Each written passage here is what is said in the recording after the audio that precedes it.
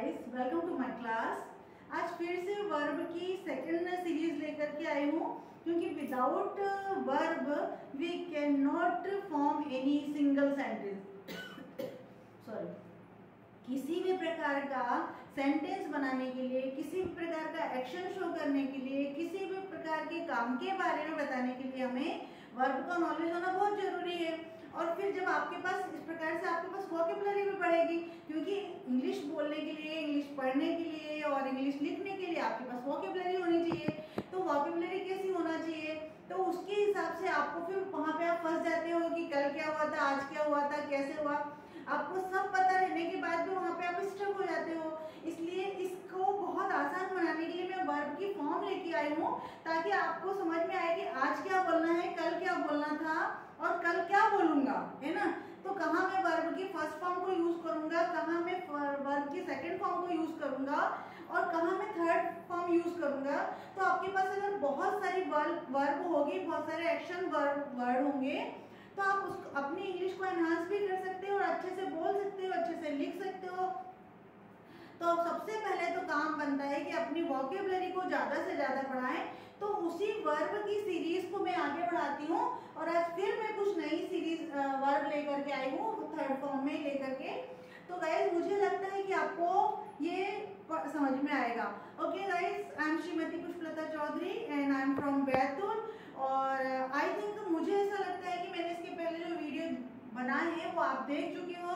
और thank you for watching मी, क्योंकि इस प्रकार से आपने 100 सब्सक्राइबर बहुत जल्दी आपने कंप्लीट कर दिए। इसके लिए आपका बहुत बहुत तहे दिल से धन्यवाद। लेकिन उससे भी ज़्यादा मैं धन्यवाद तब समझूंगी जब आप इसको पढ़ोगे, अपनी इंग्लिश को एनहांस करोगे और आगे बढ़ोगे, तरक्की होगी तब। ठीक है, तो अपन बिना देर किए अपन शुरू करते हैं। कल जो हुआ था उसके बाद में ये बाइट, और उन्हीं वर्ब को लेके आ रही हूँ मैं जो बिल्कुल बिल्कुल डेली रूटीन में आती है। ठीक है, तो आज का पहला वर्ब है अपने पास बाइट। बाइट मीन्स होता है जब किसी दांत से काटते हैं, किसी को डंक हो जाता है, जैसे मच्छर काटते हैं ना, मॉस्किटो बाइट कर देता है, या किसी डॉगी ने बाइट कर दिया, कुछ कर दिया, तो वो होता। एक होता है पकड़ना भी, जैसे बोलते हैं ना, एक बाइट ले लो, एक पकड़ लो, खाना खा लो, उसको बोलते हैं, वो भी बाइट होता है। तो इस प्रकार से बाइट, बिटन, सेल यानी बेचना, सोल्ड सोल्ड, बेचा बेचा, डिग डग डग, डिग यानी खोदना। आपने देखा हो कुछ गड्ढे खोदे जाते हैं गांव में या फिर शहरों में भी, किसी पोल को लगाने के लिए या किसी और चीज को करने के लिए डिग करना पड़ता है, खोदना पड़ता है। डिग डग डग, ईट यानी खाना होता है, चाहे पशुओं का, हम लोग भले आजकल टेक और हैव बोलते हैं, बट वास्तविक ईट जो होता है वो खाना होता है। ईट, एट, ईटन। फॉल यानी गिरना, सपोज कहीं गिर गए हैं तो वो उसको बोलते हैं गिरना। Fall, fell, fallen. Know, know mean जानना, जानना होता है ना, जैसे कि हाँ मैं उसे जानता, आई नो हर, मैं उसको जानती हूँ, तो वो वाला जानना। तो उसका नो का न्यू, नोन होता है। फिर होता है सिंग, सेंग, संग। अब गाइस इसको पढ़ना कैसे, तो थोड़ी स्पीड में पढ़ने से आपको जल्दी याद होता है। कितनी भी हजारों आपके पास वर्ब क्यों नहीं आ गए, आपको उसको पढ़ना आना चाहिए। Bite, bit, bitten, sell, sold, sold, dig, dug, dug, eat, ate, eaten, fall, fell, fallen, know, knew, known, sing, sang, sung, sit, sat, sat, stand, stood, stood, cross, cross, cross. इस प्रकार से जब याद करोगी तो बहुत जल्दी स्पीड में बढ़ जाएंगे। हाँ, बिल्कुल बढ़ जाएंगे, ठीक है ना। फिर sing, sang, sung, sit, sat, sat, stand means खड़े होना, स्टूड, स्टूड, क्रॉस होता है ना गाइस, जब हम एक सड़क क्रॉस करके जाते हैं या कोई पानी की मतलब जो रिवर रह रही है उसको हम क्रॉस करके जाते हैं, मतलब एक प्लेस से दूसरे स्थान पर जब हम कोई क्रॉस करके जाते हैं उसको हम क्रॉस कहते हैं। क्रॉस्ड, क्रॉस्ड है ना, पार करना जिसको बोलते हैं ना। ठीक है, फ्लो, फ्लोट, फ्लोट बहना होता है ना, बहना, पानी बह रहा है, फ्लो आ रहा है बहुत ज्यादा। हियर, हियर मतलब सुनना, जैसे गाइस एकदम चलते चलते आपने कुछ सुन लिया है, हल्का सा कुछ आवाज आ गई, उसको बोलते हैं सुनना। हियर टू मी, मुझे सुना, कैन यू हियर मी, मुझे सुना आपने, ऐसा। लेकिन वहीं पे मैं एक लिसन भी बता रही हूँ, सुनना, दोनों का मतलब होता है सुनना। थोड़ा सा कितना सा अंतर है, डिफरेंशिएशन है। लिसन बोलते हैं तो बोलते हैं ना, लिसन टू मी केयरफुली, ज्यादा ध्यान से सुनो मुझे, तब अपन उसको लिसन का यूज करते हैं, बाकी अपना हियर से काम चल जाता है ना। Here, heard, heard, listen, listen, listen. Learn means सीखना, जैसे अभी आप क्या कर रहे हो, इंग्लिश सीख रहे हो। हाँ, आप भी लिख रहे हो तो भी सीख रहे हो ना, सीखना ही तो कर रहे हो। तो उसको बोलते हैं लिसन मीन्स सीखना, learn learn, make made made, make means बनाना।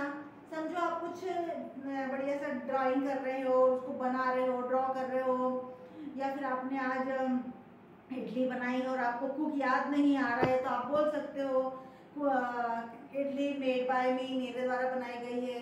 या फिर आप कोई बहुत अच्छा कोई फ्लावर बना लेते हो या मिट्टी का कोई शेप कर देते हो, उसको बोलते हैं मेक यानी बनाना, ठीक है ना। और मेड मेड मेड उसकी सेकंड और थर्ड फॉर्म। पे पेड पेड, गाइस इसके साथ पे यानी चुकाना है ना, जब हमने कुछ काम किया उसको चुकाते हैं, पैसा चुकाते हैं तो उसको बोलते हैं चुकाना, चुकाया। गाइस एक चीज और बता दी कि इस थर्ड फॉर्म का इतना ज्यादा यूज है ना अपनी डेली लाइफ में। अगर तुम्हें बिल्कुल भी इंग्लिश नहीं आती है और आपको थर्ड फॉर्म यदि इंग्लिश की याद हो गई है तो ये मान के चलो कि आपने आधी इंग्लिश में तो कमांड पा ही ली। कैसे? देखो जैसे यहाँ लिखा बिटन, कटा हुआ है ना, तो जैसे मैंने बोला ब्रोकन, ब्रोकन ग्लास तो टूटा हुआ ग्लास, सोल्ड बेचा हुआ, डग खुदा हुआ, ईटन खाया हुआ, फॉलन गिरा हुआ, नोन जाना हुआ। तो यानी इस प्रकार से जब आपको थर्ड फॉर्म यदि याद हो जाती है तो आप आधी चीज बोल सकते हैं कि बेटा लिखा है आपने, यस मैम रिटन, लिखा हुआ है ना मैम, बोला बेटा उनको, यस मैम टोल्ड, बोल दिया, बोला हुआ है। और फिर क्या हो सकते हैं, सोल्ड बिका हुआ है मैम, ये है ना। इस प्रकार से जब आपको थर्ड फॉर्म याद हो जाती है तो आपको बहुत ज्यादा आसानी हो जाती है स्पोकन इंग्लिश में। तो भी गाइस जरूरी है ये तीनों फॉर्म को याद करना। देखते हैं आगे अपन पे पेड पेड।